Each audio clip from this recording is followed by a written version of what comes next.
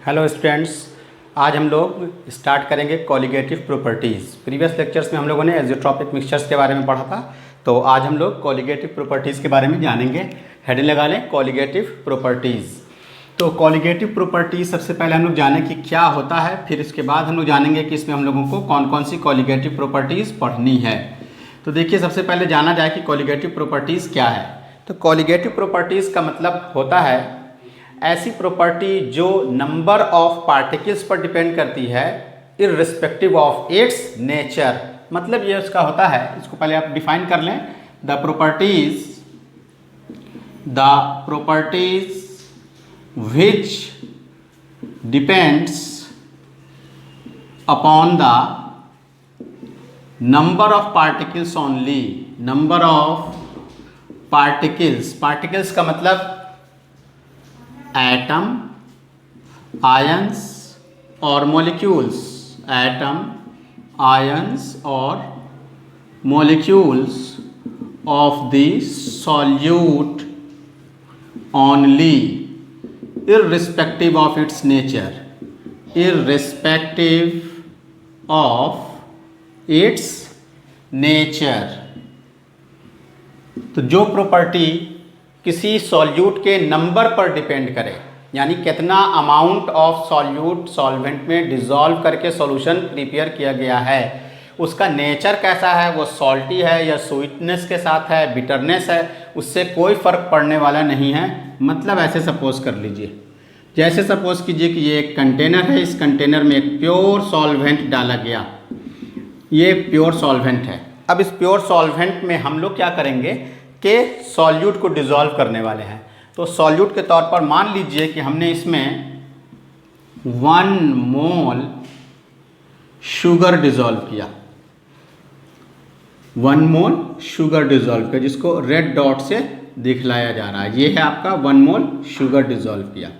तो प्रीवियसली हम लोग ये पढ़ चुके हैं कि जैसे ही कोई नॉन वोलेटाइल सॉल्यूट किसी सॉल्वेंट में डिज़ोल्व किया जाता है, तो उसकी वजह से क्या होता है, उसकी वजह से इसके जो लेयर्स हैं, ये इसके ऊपर कुछ तो सॉल्यूट के पार्टिकल्स आके इसके सरफेस एरिया को कवर कर लेते हैं, और कुछ पहले से सॉल्वेंट के मॉलिक्यूल यहाँ अवेलेबल थे, सॉल्वेंट के मॉलिक्यूल यहाँ मौजूद थे। तो अब सपोज कर लीजिए कि इसमें वेपर फॉर्मेशन होगा। ये क्लोज लिड कर दीजिए ताकि आपको आसानी से समझ में आए। अब क्या होगा कि इसमें वेपर बनना शुरू होगा। ये क्या बन रहा है, वेपर का फॉर्मेशन हो रहा है। ये रेड वाला पार्टिकल क्या है, ये रेड पार्टिकल जो आप इसमें देख रहे हैं वो है शुगर का मॉलिक्यूल, ये दिस वन, जिसको हमने रेड मार्क से डिनोट किया है। अब सपोज कर लीजिए कि शुगर के बजाय 1 मोल, शुगर के बजाय इसमें 1 मोल सॉल्ट डिज़ोल्व कर दिया जाए या यूरिया डिज़ोल्व कर दिया जाए, कुछ भी, लेकिन अमाउंट सेम होना चाहिए, ये इंपॉर्टेंट है। तो अगर दोनों का अमाउंट सेम है या जो भी सॉल्यूट मिलाया जा रहा है उसका अमाउंट सेम है, तो इसकी प्रॉपर्टी में जो चेंजिंग आएगी वो इक्वल चेंजिंग आएगी।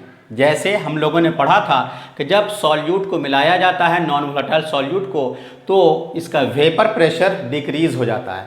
तो वेपर प्रेशर का डिक्रीमेंट इसके नेचर पर डिपेंड नहीं करेगा कि सॉल्ट मिलाया जा रहा है या शुगर मिलाया जा रहा है, वो डिपेंड करेगा कि कितना मिलाया जा रहा है, how much amount of sugar और how much amount of salt और how much amount of solute. तो ऐसी प्रॉपर्टी जो नंबर पर डिपेंड करती है उसे हम लोग कॉलिगेटिव प्रॉपर्टी कहते हैं, जो उसके नेचर से बिल्कुल इंडिपेंडेंट होगी। इसमें हम लोगों को 4 कॉलिगेटिव प्रॉपर्टीज़ के बारे में स्टडी करना है। तो वो 4 कॉलिगेटिव प्रॉपर्टी क्या क्या है, देखिए। पहला पढ़ना है हम लोगों को, पहली जो प्रॉपर्टी है, पहली प्रॉपर्टी हम लोगों को पढ़नी है रिलेटिव लोअरिंग ऑफ, जिसके बारे में आज हम लोग स्टडी करेंगे।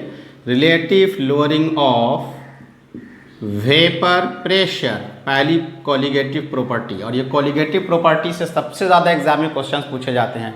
ये बहुत ही इंपॉर्टेंट टॉपिक है, बहुत ध्यान से देखिए। Relative lowering of vapour pressure, short में इसको हम लोग RLVP भी लिखते हैं, relative lowering of vapour pressure.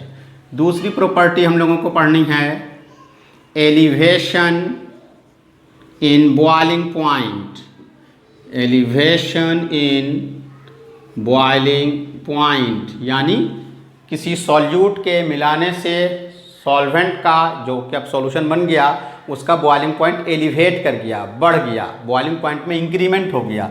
Elevation मतलब इंक्रीमेंट, बढ़ जाना। तीसरी कॉलिगेटिव प्रॉपर्टी क्या पढ़नी है? Depression in freezing point, depression in freezing point, यानी जब कोई सॉल्यूट डिसॉल्व किया जाता है तो जिस तरह से बॉइलिंग पॉइंट इंक्रीज होता है उसी तरह से उसका फ्रीजिंग पॉइंट क्या होता है? डिप्रेस। डिप्रेस मतलब कम हो जाता है। और चौथा इंपॉर्टेंट प्रॉपर्टी जो है कॉलिगेटिव का वो है ऑस्मोटिक प्रेशर। वो क्या है? Osmotic pressure. तो ये चार कॉलिगेटिव प्रॉपर्टी जिसमें आज हम लोग relative lowering in vapour pressure को पढ़ने वाले हैं स्टूडेंट्स। तो देखिए relative lowering in vapour pressure को आप हेडिंग लगा लें। अब आते हैं हम लोग relative lowering in vapour pressure पर बात करते हैं। एक बात और जान लीजिए, ये जो वर्ड है कॉलिगेटिव प्रॉपर्टी, ये दो वर्ड से मिलकर के बना है। को का मतलब क्या होता है? टुगेदर, साथ। को मीन्स टुगेदर। जैसे आप पढ़ते हैं कोऑपरेशन, कोऑपरेटिव, और लीगियर से आया है लीगेटिव प्रॉपर्टी। लीगियर का मतलब होता है टू बाइंड, एक साथ बांधकर रखना। तो ये इसका ग्रीक वर्ड से एक ओरिजिन है। Anyhow now come to the point, relative lowering of vapour pressure. तो relative lowering of vapour pressure को समझने के लिए हम लोग इसी डायग्राम का इस्तेमाल करने वाले हैं। सपोज कर लीजिए कि ये एक क्लोज कंटेनर है जिसमें सॉल्वेंट रखा हुआ है और उस सॉल्वेंट में हम लोगों ने क्या मिला दिया? 1 मोल ऑफ शुगर या एनी सॉल्यूट मिला दिया। जैसे ही आप सॉल्यूट मिलाएंगे, ये सॉल्यूट कैसा है? ये जो सॉल्यूट है ये है नॉन वोलाटाइल सॉल्यूट। कैसा सॉल्यूट है स्टूडेंट्स? नॉन वोलाटाइल सॉल्यूट, यानी जो वेपर नहीं बनाएगा। तो नॉन वोलाटाइल सॉल्यूट को जैसे ही डिसॉल्व किया जाता है, याद कीजिए राउल्ट्स लॉ में हम लोगों ने इसके बारे में पढ़ा था, जैसे इसको डिसॉल्व किया जाएगा इसके अंदर तो नॉन वोलाटाइल सॉल्यूट क्या करेगा? इसके सरफेस के कुछ पार्ट को कवर कर लेगा, जो आप रेड डॉट में देख रहे हैं। अब ठीक इस रेड डॉट के नीचे जो भी सॉल्वेंट का मॉलिक्यूल रहा होगा, वो सॉल्वेंट का मॉलिक्यूल तो अब ऊपर वेपर में नहीं जा सकेगा। तो इसकी वजह से क्या होगा? चूंकि इसके सरफेस पर नंबर ऑफ सॉल्वेंट मॉलिक्यूल की संख्या घट गई due to covering of some of the surface area by the solute particles. Red वाले पार्टिकल ने उसके कुछ सरफेस एरिया को क्या कर लिया? कवर कर लिया। इसलिए जितना सॉल्वेंट के मॉलिक्यूल को वेपर में जाना चाहिए था from liquid to vapour phase, उतना मॉलिक्यूल नहीं जा सकेगा, जिसकी वजह से इसका जो वेपर होगा वो कम बनेगा। यानी अगर ये कंटेनर में सिर्फ और सिर्फ हम लोग सॉल्वेंट लेते, प्योर सॉल्वेंट, क्लोज कंटेनर, इसका वेपर ऊपर फॉर्म हो रहा है, तो जब प्योर सॉल्वेंट रहता और कोई दूसरी चीज़ नहीं मिली होती तो इसका वेपर जल्दी जल्दी ऊपर रेज करता, जिसकी वजह से यहाँ इसका वेपर प्रेशर जो डेवलप होता सॉल्वेंट के लिए P1, प्योर फॉर्म में नॉट। तो ये P1 नॉट था, लेकिन अब यहाँ जो वेपर प्रेशर इसका रेज हुआ, बनने लगा, वो क्या हुआ? अ लिटिल बिट डिक्रीज हो गया due to mixing of non volatile solute, क्योंकि उसने इसके कुछ सरफेस एरिया को क्या कर लिया है? कवर कर लिया है, जिसकी वजह से number of molecules from solvent to vapour phase decrease कर जाते हैं। अब उसके वेपर प्रेशर को हम लोग क्या मानेंगे? P1 मान लेते हैं, जो कि कुछ डिक्रीज कर गया है। अब इस पूरे के पूरे फिनोमेना को, इस पूरे के पूरे क्राइटेरिया को हम लोग मैथमेटिकल फॉर्म देने के लिए इधर नोट आउट करते हैं। तो देखिए अब इस सिचुएशन में हम लोग सपोज कर लेते हैं, let vapour pressure of pure solvent, ये हम लोगों का क्या है students? P1 naught, vapour pressure of solvent after adding non-volatile solute, after adding non-volatile solute, ये क्या है? P1। और हम लोगों ने क्या देखा है कि जैसे नॉन वोलेटाइल सॉल्यूट मिलाया जाता है उसका प्रेशर क्या होता है? डिक्रीज हो जाता है। since we know that after adding non-volatile solute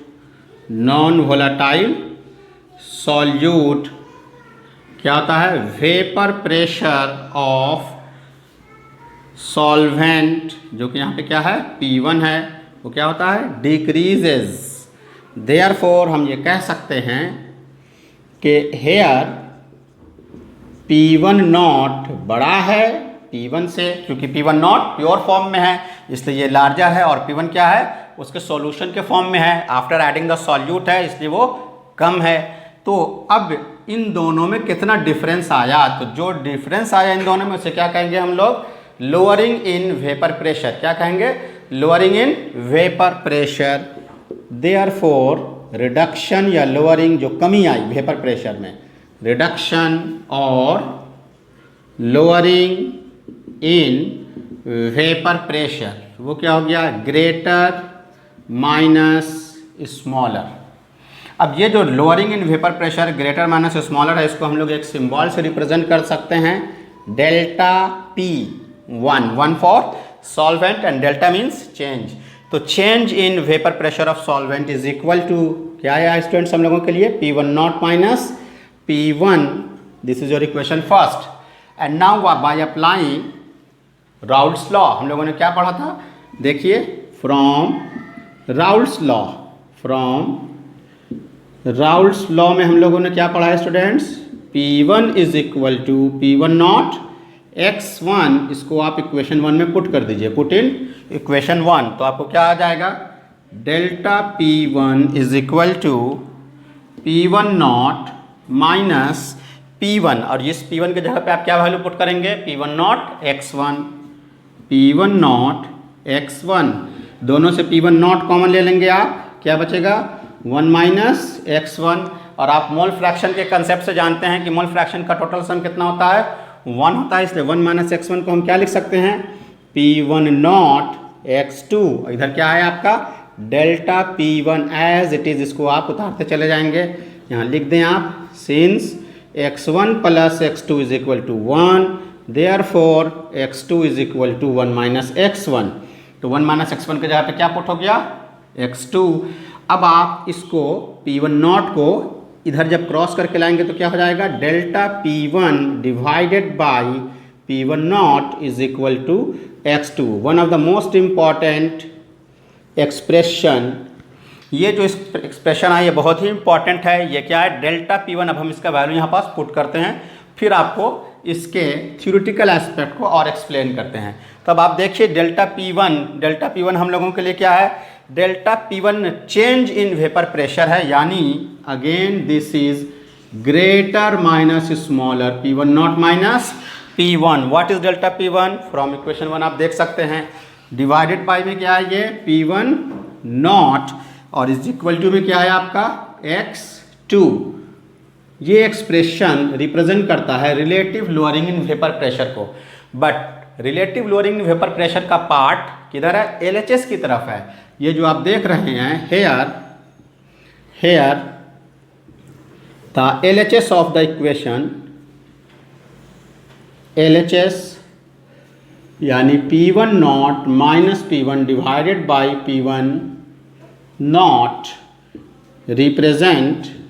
represents relative lowering in vapor pressure। अब कैसे, थोड़ी सी बात और समझिए। First of all, what is P1 not minus P1, it is lowering in vapour pressure, change in vapour pressure, vapour pressure में कितनी कमी आई, लेकिन सिर्फ कितना डिफरेंस आया, कितना कमी आया, कितना चेंजिंग आया, ये हम लोगों के लिए बहुत फ्रूटफुल रिजल्ट नहीं है, अनलेस कि आप ये ना बता दें कि विथ रिस्पेक्ट टू व्हाट, कितने में कितने की कमी आई। जैसे सपोज कर लीजिए कि अगर बतलाया जाए किसी को 17 मार्क्स आया टेस्ट में, आप ये तय नहीं कर सकते हैं कि वो बहुत अच्छा मार्क्स है या बहुत ख़राब मार्क्स है, इसलिए नहीं तय कर सकते हैं कि 17 आउट ऑफ व्हाट, हो सकता है कि 17 आउट ऑफ 100 हो तो वेरी पुअर मार्क्स, और हो सकता है कि 17 आउट ऑफ 20 हो then it is a very good marks. तो 17 आउट ऑफ व्हाट, कितने में कितना चेंजिंग आया ये तो आपको मालूम हो गया, लेकिन कितने में कितनी चेंजिंग आई, किसके रिस्पेक्ट में, किसके रिलेटेड। तो जैसे ही उसको आप रिलेट करेंगे with respect to its original vapour pressure, then it will become relative lowering in vapour pressure. बहुत ध्यान से समझिए, it is lowering in vapour pressure and it is relative lowering in vapour pressure, जब आप इसको किसी से रिलेट कर लेंगे तब। इसीलिए ये पूरा part P1 not minus P1 divided by P1 not जो है वो रिप्रेजेंट करता है relative lowering in vapour pressure, that is RL VP को। And one of the most important criteria is, note point में आप उसको लिख लें कहीं पास, इसका स्क्रीनशॉट जल्दी ले लें, हम लोग इसको कुछ इरेज करेंगे और आगे प्रोसीड करेंगे। तो होप सो आपने स्क्रीनशॉट ले लिया होगा, हम लोग आगे की तरफ प्रोसीड करते हैं। तो ये एक क्राइटेरिया और आप नोट मुँह से लिख लें, बहुत सारे स्टूडेंट्स उसमें कंफ्यूज हो जाते हैं। एग्जाम में क्वेश्चन पूछा जाता है which of the following represent the colligative property, और उसमें एक चीज़ रहता है lowering in vapour pressure, either word में लिखा रहा है लोअरिंग इन वेपर प्रेशर, जिसको हमने बतलाया कि वो क्या है P1 not minus P1। Then be careful students, relative in vapor pressure, that is P1 naught minus P1 is not a colligative property because it is not related with its original pressure। ये किसके respect में है ये नहीं यहाँ पे explain किया गया है, इसलिए ध्यान रहे, बिल्कुल एकदम याद रखें, लोअरिंग इन वेपर प्रेशर यानी P1 not minus P1 is not a colligative property. बिल्कुल ध्यान से एकदम याद रखिए इस बात को, ये कॉलिगेटिव प्रॉपर्टी को रिप्रेजेंट नहीं करता है। कौन रिप्रेजेंट करता है? रिप्रेजेंट करता है relative lowering in vapour pressure, जो कि है P1 not minus P1 divided by P1 not is a colligative property. तो इस बारे में बहुत ध्यान रखेंगे आप, be careful. And now come to the another aspect. अब ये जो क्राइटेरिया लाया है उसको हम जरा सा और एक्सपैंड करेंगे यहाँ पास उसी इक्वेशन को, ताकि आपको न्यूमेरिकल सॉल्व करने में आसानी हो जाए। तो फाइनल इक्वेशन हम लोगों का जो आया है उसको तो आप याद रखेंगे ही, लेकिन आपके आसानी के लिए उसको ज़रा सा और रिजॉल्व किया जाए, सॉल्व किया जाए। तो देखिए ये जो इक्वेशन यहाँ पास हम लोगों को आ गया, this equation suppose that A, and now again from A हम लोगों को क्या आया है अभी, P1 not minus P1 divided by P1 not is equal to x2। It means relative lowering in vapour pressure is equal to mole fraction of the solute. देख रहे हैं आप x2, 2 रिप्रेजेंट करता है किसको? सॉल्यूट को। ये बहुत इंपॉर्टेंट क्राइटेरिया है, नॉट सॉल्वेंट, सॉल्यूट को। अब जरा इसको हम लोग रिजॉल्व करने वाले हैं स्टूडेंट्स। आप जानते हैं कि मोल फ्रैक्शन को हम लोग कैसे लिखेंगे? मोल फ्रैक्शन जिसका निकालना हो उसका मोल ऊपर और नीचे total sum of moles, that is N1 plus N2। तो ये आपको एक इक्वेशन आ गया। अब इसको जैसे जैसे रिजॉल्व कीजिएगा वैसे वैसे आपको और आसानी होती चली जाएगी। चूँकि हम लोग बहुत डाइल्यूट सॉल्यूशन में इसको स्टडी करते हैं, आइडियल सॉल्यूशन के लिए फॉर वेरी डाइल्यूट सॉल्यूशन, जब सॉल्यूशन बहुत डाइल्यूट होगा तो नंबर ऑफ सॉल्यूट जो इसमें डिज़ोल्व हो रहा है वो सॉल्यूट कैसा होगा? बहुत कम अमाउंट में होगा। जो सॉल्यूट यहाँ डिज़ोल्व हुआ है, देखिए हमने लिखा हुआ था पहले से, शुगर है ये, दिस इज शुगर, जो कि नॉन वोलेटाइल सॉल्यूट है आपका, नॉन वोलेटाइल सॉल्यूट है आपका। तो जब सॉल्यूशन बहुत डाइल्यूट होगा तो अमाउंट ऑफ शुगर जो उसमें डिजॉल्व होगा वो क्या होगा? बहुत कम होगा। किसके रिस्पेक्ट में? सॉल्वेंट के रिस्पेक्ट में। तो since for very dilute solution N2 is much much less than N1, बहुत कम अमाउंट होगा, तो हम लोग क्या करने वाले हैं? इसको डिनोमिनेटर से नेग्लेक्ट करने वाले हैं, much much less than N1। Therefore N2 is neglected, N2 को नेग्लेक्ट कर देंगे, नेग्लेक्टेड फ्रॉम डिनोमिनेटर, डिनोमिनेटर से। तो आपका इक्वेशन और आसान हो गया। Then it will become P1 not minus P1 divided by P1 not is equal to N2 divided by N1। ये आप याद रखेंगे, इससे सारा न्यूमेरिकल बहुत इजीली आपको सॉल्व होगा। और चाहे तो चलिए एक और आप इसको सॉल्व कर सकते हैं। इसको भी आप जानते हैं नंबर ऑफ मोल्स को कैसे लिखा जाता है। So students, P1 not minus P1 divided by P1 not is equal to N2, number of moles of solute है। क्या होता है? Given mass by molecular mass 2 है, यानी सॉल्यूट है, 2 लगा दीजिए। अब N1 को क्या लिखेंगे? बिल्कुल उसी तरह से, गिवन मास बाई मॉलिक्यूलर मास, पलट के ऊपर चला जाएगा। This is the final expression. But रटने की कोशिश ना करें, समझने की कोशिश करें और कोशिश कीजिए कि इस पर ज़्यादा रिलाई किया जाए। N1 इंटू इक्वेशन में हम सॉल्व कर लेंगे, तब पुट करेंगे। या जिसको जो आसानी रहे उस फॉर्म पे आप इसको रिप्रेजेंट करके नोट आउट कर लेंगे। तो ये हो गया आपके लिए एक relative lowering in vapour pressure का इक्वेशन फॉर डाइल्यूट सॉल्यूशन।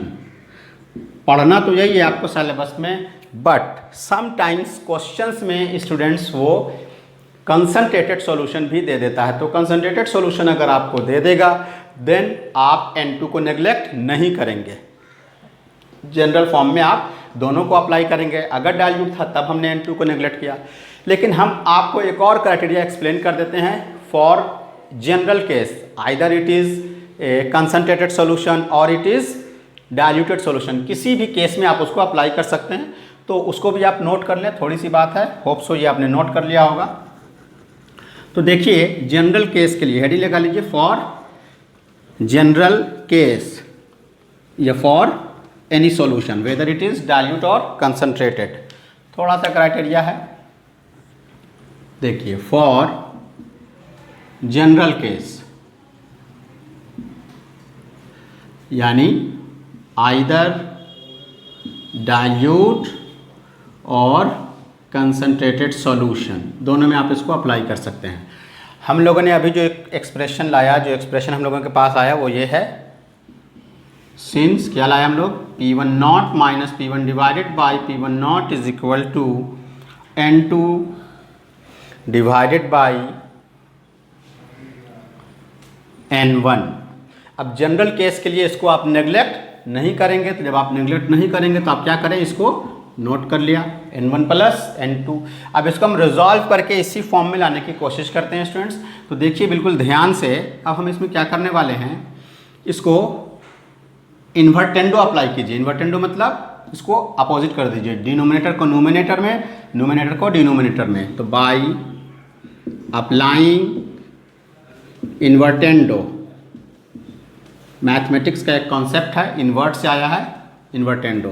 तो ये ऊपर चला जाएगा P1 not divided by P1 not minus P1, और ये ऊपर चला जाएगा तो क्या हो जाएगा N1 plus N2 divided by N2। दोनों तरफ चेंज कर दिया, कोई फर्क नहीं पड़ा। अब इस एक्सप्रेशन को हम क्या करने वाले हैं, पार्शियल फ्रैक्शन दोनों को दे देते हैं। तो ये क्या हो जाएगा, ध्यान से देखिए, बिल्कुल कंसंट्रेशन अपना बना के रखिए, इधर ध्यान दीजिए। P1 not divided by P1 not minus P1 is equal to N1 by N2 plus N2 by N2। इसको रिजॉल्व करके दोनों को दे दिया, ये कैंसिल हो गया 1। अब ये एक्सप्रेशन क्या हो गया आपका, P1 not divided by P1 not minus P1 is equal to N1 divided by N2 plus 1। Plus 1 को आप इधर ले आइए और सब्ट्रैक्ट कर दीजिए, तब आपका क्या हो जाएगा, इसको इरेज कर दिया जाए। एंड नाउ तो एक्सप्रेशन हम लोगों का क्या बन गया, देखिए P1 not minus P1 not divided by P1 not minus P1 is equal to, LCM लीजिए और इसको रिजॉल्व, इस प्लस 1 को उठा के इधर ले आइए, तो प्लस 1 इधर आके क्या हो गया, -1 इज इक्वल टू में क्या बच गया आपका N1 डिवाइडेड बाई N2। अब यहाँ एलसीएम लेके इसको रिजॉल्व कीजिए, एलसीएम हो गया आपका P1 नॉट माइनस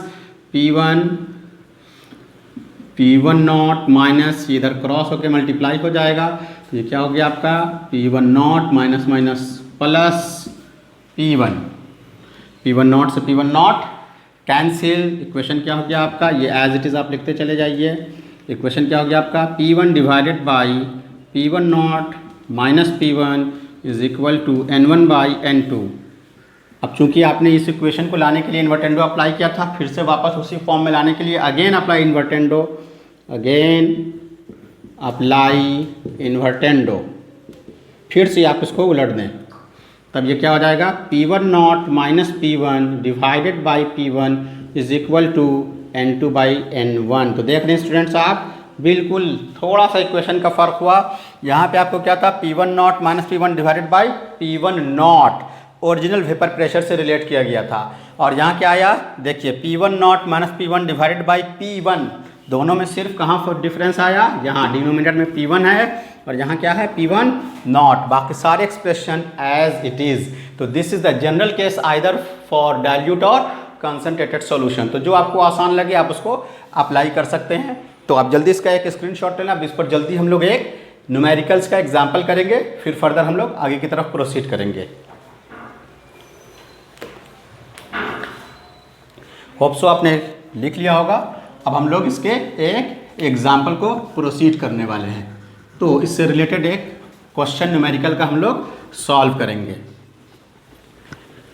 तो इस पर जो न्यूमेरिकल एग्जामिनेशन में पूछे जाते हैं उसमें इंपॉर्टेंट एक्सप्रेशन जो है वो मोलिक्यूलर मास के कैलकुलेशन का है।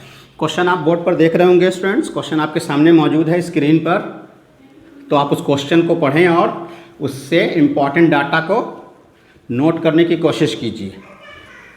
तो आप देख रहे हैं स्क्रीन पर आपके क्वेश्चन अवेलेबल है। उस क्वेश्चन में आपको क्या फाइंड आउट करना है स्टूडेंट्स? तो देखिए क्वेश्चन में आपको फाइंड आउट करना है, क्वेश्चन में क्या कहता है, the vapour pressure of pure benzene at certain temperature is 0.850। तो जो क्वेश्चन है आपका उसमें आपको वेपर प्रेशर यानी P1 नॉट किसके लिए, फॉर प्योर बेंजीन वो गिवन है, उसका वैल्यू कितना है 0.850 बार। अब क्या कहता है क्वेश्चन में, non volatile solute non electrolyte solid weighing 0.5 ग्राम, जो सॉल्यूट है उसका वेट आपको क्वेश्चन में गिवन है 0.5 ग्राम। जब इसमें ऐड किया जाता है 39 ग्राम ऑफ बेंजीन जो कि सॉल्वेंट है, W1 फॉर सॉल्वेंट, यहाँ पे कौन है वो, बेंजीन, कितना है 39 ग्राम। इसका मोलर मास आप कैलकुलेट कर लेंगे 78 ग्राम। देन जैसे इसको ऐड किया गया इसका जो प्रेशर था वो प्रेशर अब डिक्रीज होकर के 0.845 बार हो जाता है। Then you have to calculate molecular mass of the solute. तो ये आपको क्वेश्चन दिया गया है स्टूडेंट्स। प्योर फॉर्म में बेंजीन का वेपर प्रेशर 0.850 बार है और उसमें क्या चीज़ ऐड किया गया, 0.5 ग्राम एक सॉलिड सॉल्यूट उसमें ऐड कर दिया गया। जैसे ही सॉल्यूट मिलाया जाता है, अभी हम लोगों ने क्या पढ़ा, उसका वेपर प्रेशर डिक्रीज हो जाता है क्योंकि कुछ सरफेस एरिया सॉल्यूट के द्वारा कवर कर लिए जाते हैं, जिसकी वजह से लिक्विड सॉल्वेंट को ऊपर जाने का जगह ऊपर जाने में प्रॉब्लम होता है। तो वो प्रेशर डिक्रीज हो गया, प्रेशर डिक्रीज होकर कितना चला आया, जो 0.850 था वो अब हो गया 0.845 बार। W1 सॉल्वेंट का यानी बेंजीन का क्वेश्चन में गिवन है 39 ग्राम, उसका मोलर मास आप फाइंड आउट कर लेंगे। बेंजीन के लिए फार्मूला से आप निकाल सकते हैं, जिनको प्रॉब्लम है वो देख लीजिए। Carbon 6 × 12 plus 6 hydrogen 78, 12 6 72 and 6 78 and you have to find M2। तो अभी हम लोगों ने जो चीज़ पढ़ा उस इक्वेशन को यहाँ पास आप अप्लाई कीजिए। From RLVP relative lowering of vapour pressure. क्या पढ़ा स्टूडेंट्स हम लोगों ने पढ़ा चेंज इन प्रेशर।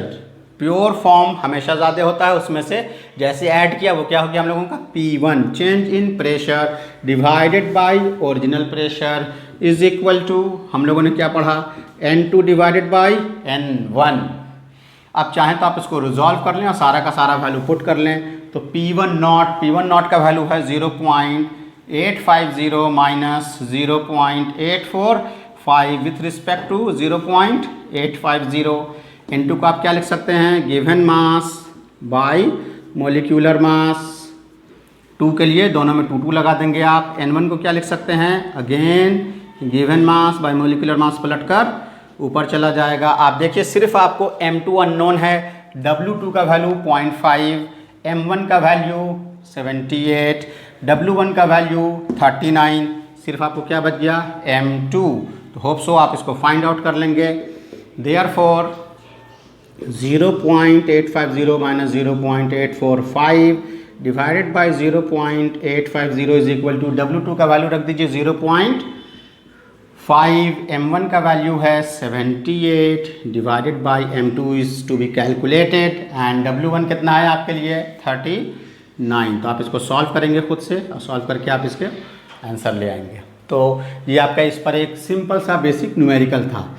अब हमने आपको लेक्चर नंबर 6 में कुछ होमवर्क दिए थे, जिसमें से कुछ स्टूडेंट्स ने जो क्वेश्चन कहा वो क्वेश्चन हम सॉल्व कर देते हैं। क्वेश्चन नंबर किसी से 3 और 5 नहीं बना। क्वेश्चन नंबर 1 इसलिए आपको सॉल्व करा रहे हैं कि उसमें हमको कोनोवेलोव्स लॉ के बारे में एक्सप्लेनेशन देना था।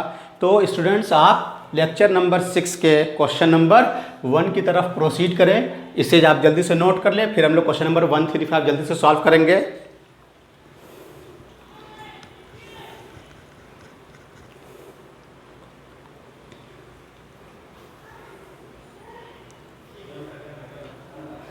तो क्वेश्चन नंबर 1 आप स्क्रीन पर देख रहे हैं स्टूडेंट्स, आपके सामने क्वेश्चन नंबर 1 मौजूद है। क्वेश्चन नंबर 1 में देखिए क्या कह रहा है। क्वेश्चन में कहता है vapour pressure of chloroform and dichloromethane pure form में। क्वेश्चन नंबर 1 हम लोग सॉल्व कर रहे हैं। ये है आपके लेक्चर नंबर 6 का जो क्वेश्चन आपको दिया गया था। तो क्या कहता है क्वेश्चन में, प्योर फॉर्म में क्लोरोफॉर्म का वेपर प्रेशर, प्योर फॉर्म के लिए P1 नॉट ऑफ क्लोरोफॉर्म, मान लीजिए आप CH3 ये आपको कितना दिया गया है प्योर फॉर्म में, इसका vapour pressure 200 mm of Hg, और प्योर फॉर्म में किसका वेपर प्रेशर दिया गया है, डाइक्लोरोमीथेन का, जिसको हम लोग P2 और प्योर के लिए नॉट लिख दें, ऑफ डाइक्लोरोमीथेन CH2Cl2। ये कितना दिया गया स्टूडेंट, 415 mm ऑफ Hg। ये आपके क्लोरोफॉर्म के लिए हो गया, ये आपके डाइक्लोरोमीथेन के लिए हो गया। अब क्वेश्चन में क्या दिया हुआ है देखिए। अब क्वेश्चन में कहता है calculate the vapour pressure of the solution prepared by mixing. उनका क्या दिया गया है, वेट क्वेश्चन में गिवन है। एक तरफ क्लोरोफॉर्म के लिए जमा कर लें डाटा और एक तरफ डाइक्लोरोमीथेन के लिए। W1 ऑफ क्लोरोफॉर्म देखिए कितना दिया गया है, 25.5 ग्राम। इसका मोलर मास फाइंड आउट कर लीजिए। इसका मोलर मास आप फाइंड करेंगे तो आ जाएगा 119.5, और यहीं से इसका आप मोल फाइंड कर लें स्टूडेंट्स। तो क्या होता है mole, given mass by molar mass 25.5 by 119.5।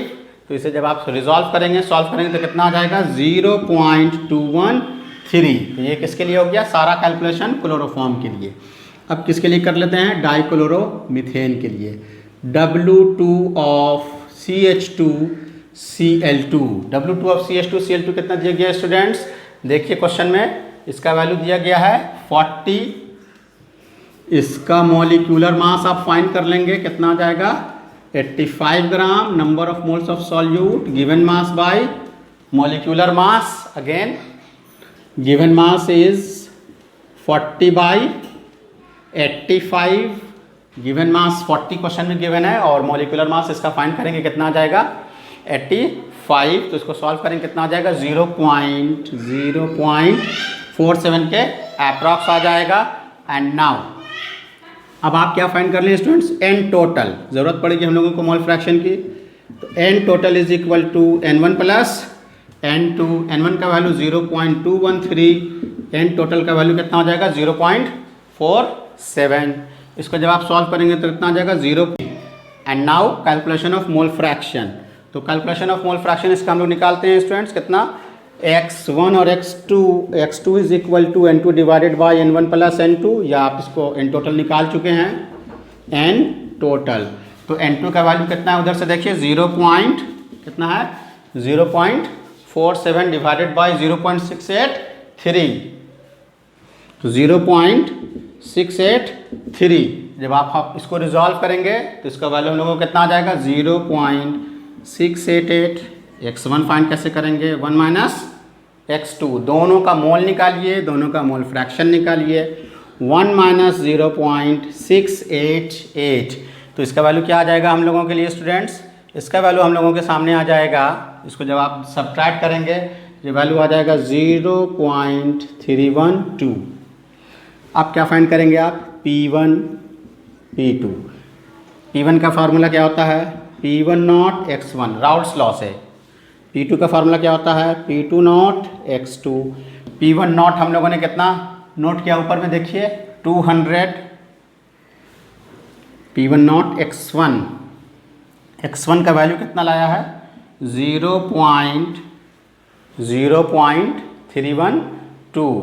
तो इसको जब आप रिजॉल्व करेंगे तो इसका वैल्यू कितना आ जाएगा 62.5। 4 P2 का फॉर्म वैल्यू देखिए कितना है 415 और x2 का वैल्यू कितना लाया हम लोगों ने 0.688, तो इसको सॉल्व करेंगे 285.5। सारे के सारे प्रेशर जो आपको फाइंड आउट हुए जिस यूनिट में हैं उसी में रहेंगे mm ऑफ Hg। आप सोच रहे होंगे कि इसको ऐसे क्यों फाइंड आउट किया गया, सीधा पी टोटल का फार्मूला रॉल्स लॉ में अवेलेबल था, जी अवेलेबल तो था, लेकिन ऐसे क्यों फाइंड किया गया अभी आपको बतला देते हैं। पी टोटल का formula P1 plus P2, P1 का वैल्यू कितना लाया गया 62.4 plus 285.5 347.9। This is the total vapour pressure. देखिए स्टूडेंट्स, आप पी टोटल का फॉर्मूला डायरेक्ट अप्लाई कर सकते हैं, बट जब आप क्वेश्चन में देखेंगे तो इस क्वेश्चन में एक चीज़ और फाइंड आउट करना था, वो क्या था, vapour pressure in vapour phase, इसका mole fraction in vapour phase भी फाइंड आउट करना था, यानी वेपर फेज में इसका मोल फ्रैक्शन क्या है। ये एक ऐसा फंडामेंटल बेसिक स्टेप्स है जिससे आप इस तरह के सारे क्वेश्चंस को सॉल्व कर पाएंगे। अदरवाइज आप अगर सिर्फ फार्मूला पर रिलाई करेंगे तो आपको बाद में फिर कैलकुलेशन में प्रॉब्लम होगा या निकालना ही पड़ेगा।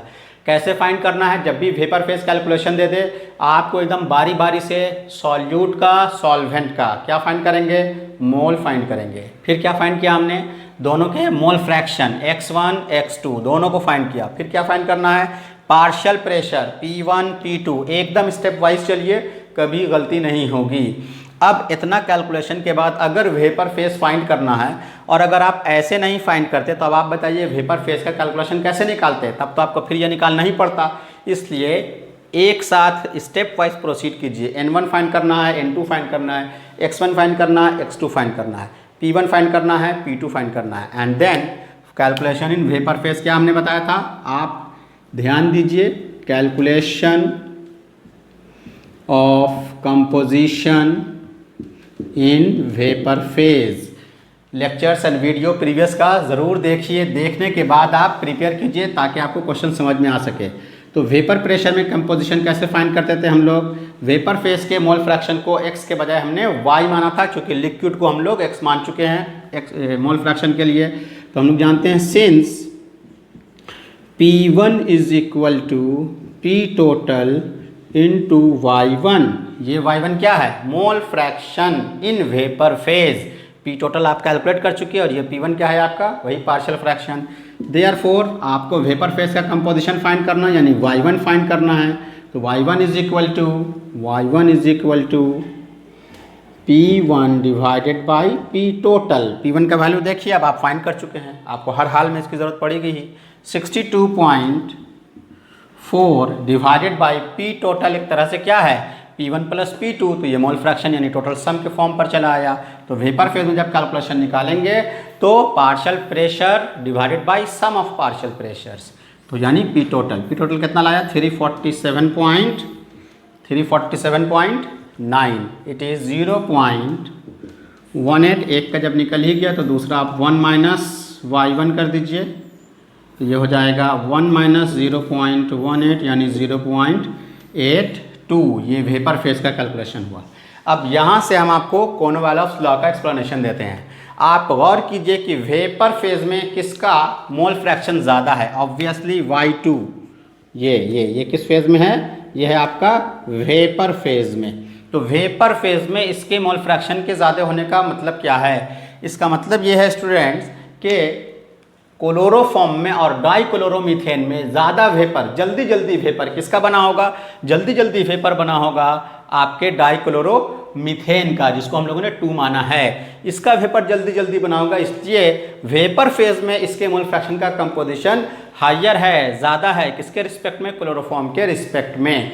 अब कॉर्नवालिस लॉ क्या कहता था, कॉर्नवालिस लॉ ये कहता है कि वेपर फेज में उसी कंपोनेंट का कंपोजिशन ज़्यादा होगा, उसी कंपोनेंट में वो मोर रिचर होगा जो मोर वोलेटाइल है। The vapour phase is more richer in that component which is more volatile.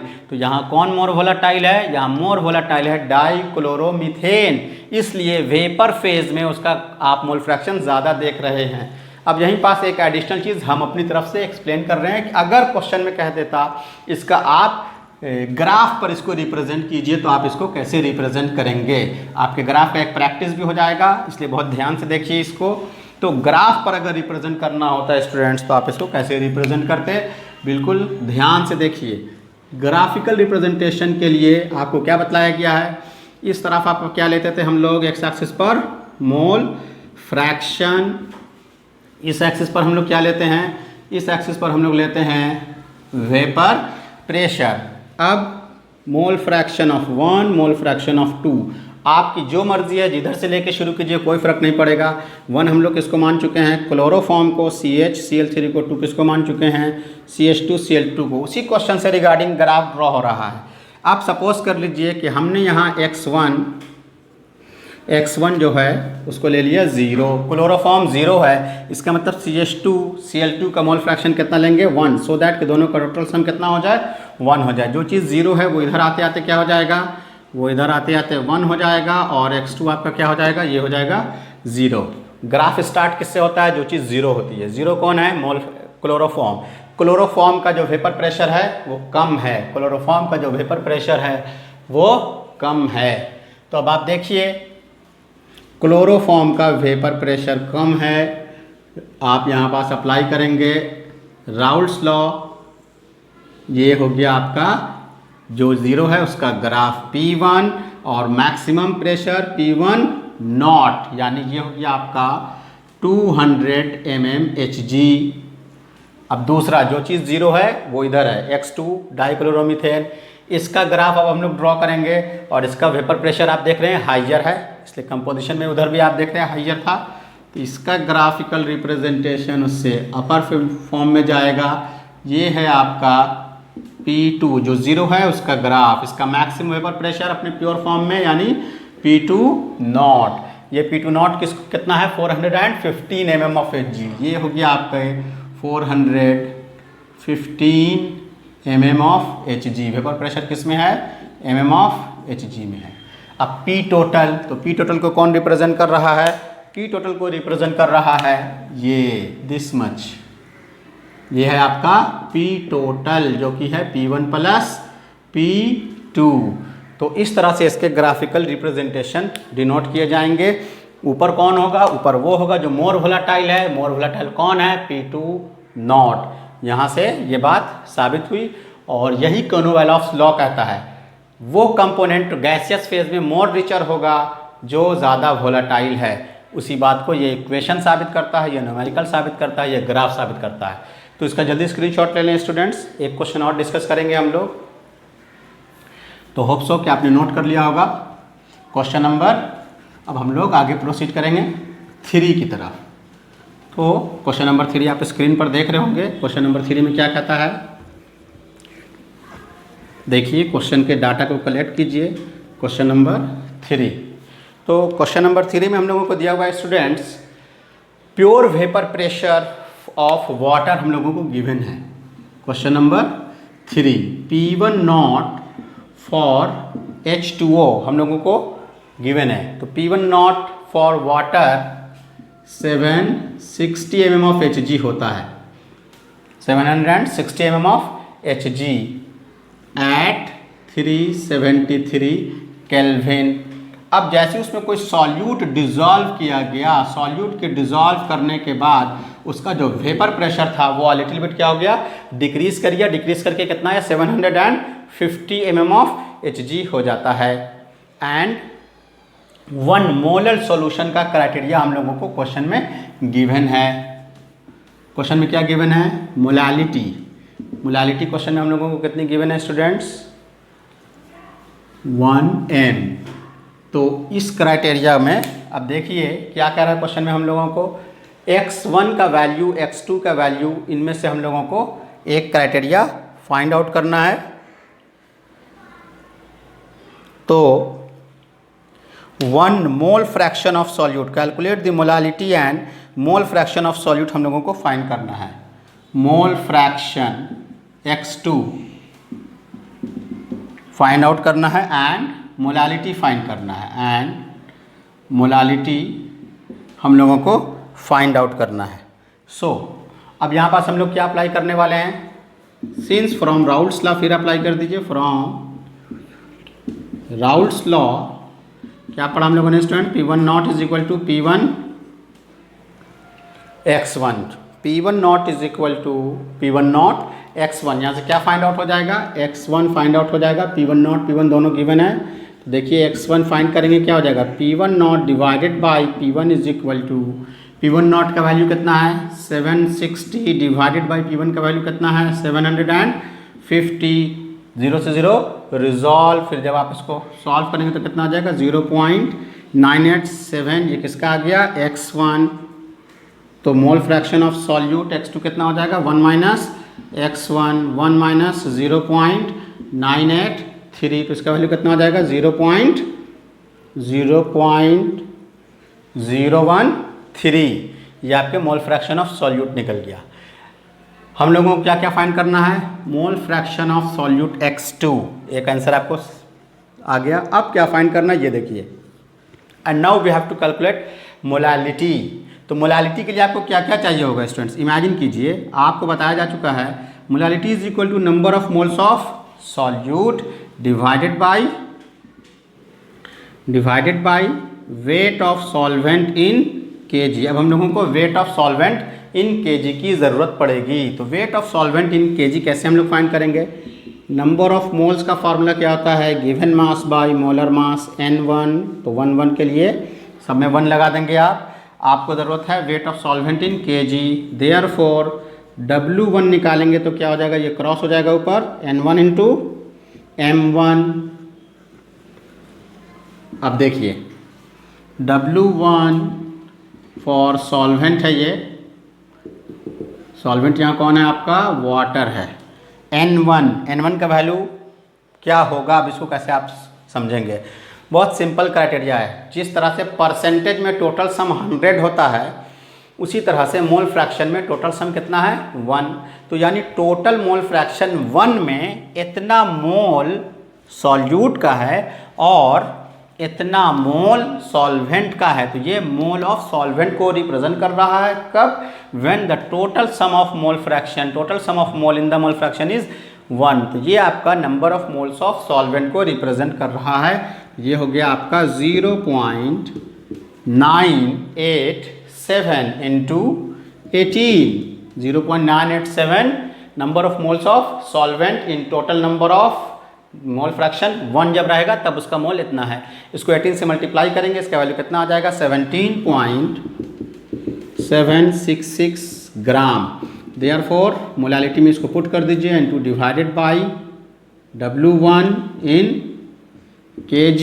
N2 का वैल्यू देखिए कितना दिया गया है N2। फिर उसी तरह से इमेजिन कीजिए ये क्या है, मोल फ्रैक्शन ऑफ सॉल्यूट, इसका मतलब क्या है, इतना mole in total of 1। Total mole जब सम 1 होगा तो उसमें इतना मोल रिप्रेजेंट कर रहा है मोल ऑफ सॉल्यूट को। इसका मतलब ये है means N2 in total of यानी N1 प्लस N2 1 में, जब दोनों का टोटल सम मोल का 1 होगा, मोल फ्रैक्शन चूँकि दोनों का मोल फ्रैक्शन का सम 1 होता है, तो उसमें इतना मोल का हिस्सा ये क्या है, ये सॉल्यूट का है। मोल फ्रैक्शन क्या है, मोलों के सम का कितना फ्रैक्शन किसमें रिप्रेजेंट कर रहा है। तो N2 आपको क्या हो गया 0.013 डिवाइडेड बाई 17.766, ये किसमें है, ग्राम में है। 10 टू द पावर -3 से करेंगे, ये किस में कन्वर्ट हो जाएगा, kg में कन्वर्ट हो जाएगा। अब आप इसको सॉल्व कर लेंगे, इसका रिजल्ट आ जाएगा। तो ये आपका क्वेश्चन नंबर 3 था स्टूडेंट्स। अब एक क्वेश्चन और आप इसमें देख लें, क्वेश्चन नंबर हम लोगों को कितना देखना है 5। तो होप सो कि आपने नोट कर लिया होगा। आप जल्दी से क्वेश्चन नंबर 5 देखेंगे हम लोग। तो आप देख रहे होंगे क्वेश्चन आपके सामने स्क्रीन पर मौजूद है, क्वेश्चन नंबर 5। देखिए क्वेश्चन नंबर 5 में हम लोगों को क्या दिया हुआ है। क्वेश्चन नंबर 5 में भी हम लोगों को total vapour pressure pure form में गिवन है, जिसको हम लोग P1 नॉट के फॉर्म में रिप्रेजेंट करेंगे। तो vapour pressure of water is 12.3 kilo pascal. P1 not for water 12.3 kilo pascal आपको गिवन है। Calculate the vapour pressure of 1 molar solution. Molality आपको क्वेश्चन में गिवन है 1 m, बस और कोई चीज़ आपको गिवन नहीं है। टेम्परेचर तो कांस्टेंट आपको है, टेम्परेचर इज 300 केल्विन। तो ये आपको क्वेश्चन में गिवन है। P1 not for water is 12.3 kilo pascal. Molality कितनी है? 1 मोल है। अब इस 1 मोल मोलालिटी का सेंस क्या होता है स्टूडेंट्स? 1 m मीन्स 1 मोल सॉल्यूट, यानी सॉल्यूट का मोल आपको पता चल गया। इज डिजॉल्व्ड इन 1 kg यानी कि 1000 ग्राम ऑफ सॉल्वेंट। ये आपको क्या मालूम हो गया? W1 for water. तो M1 क्या हो जाएगा वाटर के लिए? 18। तो N1 क्या हो जाएगा आपके लिए? Given mass by molar mass. ऐसे भी हम आपको बता चुके हैं कि जब भी 1000 का केस रहेगा 1 kg 1 लीटर का, इसका वैल्यू बताया था हमने कि याद कर लेंगे आप 55.55 इसका वैल्यू हम लोग फाइंड करते हैं। ये आपका N1 हो गया और ये आपका क्या रिप्रेजेंट कर रहा है? ये है N2। N1 N2 दोनों आपको मालूम हो गया। इससे हम लोग क्या फाइंड कर लेंगे? मोल फ्रैक्शन हम लोग फाइंड कर लेते हैं। तो देखिए इससे हम लोगों को क्या फाइंड हो गया? N1 is equal to X1 is equal to N1 divided by N1 plus N2। N1 का वैल्यू हम लोग देख लीजिए कितना है, या आप X2 फाइंड कीजिए, ज़्यादा आसान रहेगा। X2 का वैल्यू कितना, N2 का वैल्यू हम लोगों को कितना दिया गया है students? 1 mole divided by N1 plus N2। तो X2 का वैल्यू हम लोगों को फाइंड आउट हो जाएगा। इसका वैल्यू आ जाएगा 0.0177। आप चाहें तो X1 भी फाइंड कर सकते हैं। 1 माइनस X2, 1 माइनस 0.177। इसको आप जब रिजॉल्व करेंगे तो इसका वैल्यू हो जाएगा 0.9823। अब जब ये सब हम लोगों को फाइंड आउट हो गया तो बहुत सिंपली फॉर्म में अब हम लोग राउल्स लॉ अप्लाई कर दें। Therefore P1 is equal to P1 not X1। P1 not का वैल्यू क्वेश्चन में देखिए कितना गिवन है? 12.3। X1 हम लोगों ने कितना लाया? 0.9823। इसको आप सॉल्व करेंगे तो आपको रिजल्ट आ जाएगा 12.08 किलो पास्कल। तो ये वो न्यूमेरिकल्स थे जो आपको लेक्चर नंबर 6 में दिए गए थे। बहुत ध्यान से आप लेक्चर्स को देखिए और क्वेश्चन को सॉल्व कीजिए। कॉपी लेकर बैठिए, सिर्फ वीडियो देखने से नहीं होगा। आप लोग सिर्फ में से बहुत सारे स्टूडेंट सिर्फ वीडियो देखा बस हो गया ख़त्म। कभी आप कंप्लीट नहीं कर सकेंगे कंपटीशंस को स्टूडेंट्स। आपको चाहिए कॉपी लेके बैठिए, नोट्स तैयार कीजिए, सॉल्व कीजिए, हर दिन का होमवर्क कीजिए, सीरियसली मेहनत कीजिए। टाइम आपको दोबारा बैकअप नहीं दे करेगा। अगर आप टाइम वेस्ट करेंगे तो एक वक्त होगा कि वक्त आपको वेस्ट कर देगा। आप लेक्चर को बहुत सीरियसली देखें, प्रिपेयर करें, मेहनत करें। कामयाब वही होगा जो मेहनत करेगा। इसलिए ऑनेस्टली मेहनत करने की कोशिश कीजिए। तो keep watching, until then good bye.